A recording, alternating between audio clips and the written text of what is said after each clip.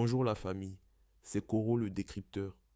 Aujourd'hui, je veux te parler d'un homme simple qui a fait un geste qu'on n'oublie pas. Il s'appelle Ahmed. C'est un père de famille, la quarantaine, qui travaille tranquillement dans un petit magasin de fruits et légumes, près d'une plage en Australie.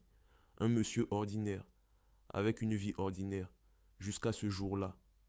Ce jour-là, une attaque éclate sur la plage. Les gens courent, crient, cherchent juste à survivre. Et au milieu de ce chaos, Ahmed, lui, ne fuit pas. Il voit ce qui est en train de se passer, il comprend que des vies sont en danger, et au lieu de se cacher, il avance. Il se met en travers du danger pour tenter de stopper l'attaquant, pour protéger des inconnus qu'il ne connaît même pas. Dans l'action, il est grièvement touché.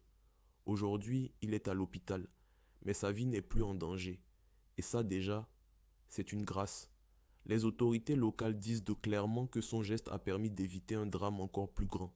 Sans lui, il y aurait peut-être beaucoup plus de victimes. Pourquoi je te raconte ça? Parce que Ahmed nous rappelle une chose simple. Le courage ne porte pas toujours uniforme.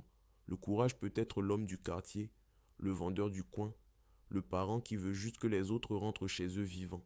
Ce n'est pas qu'une histoire d'Australie, c'est une histoire d'humanité. Dans des moments extrêmes, certains acceptent de risquer leur propre vie pour en sauver d'autres. Et ça mérite respect, ça mérite reconnaissance. J'espère sincèrement que là-bas, on ne va pas juste lui dire merci et passer à autre chose, mais vraiment honorer son geste, l'accompagner, soutenir sa famille, lui ouvrir des portes dignes de ce qu'il a fait.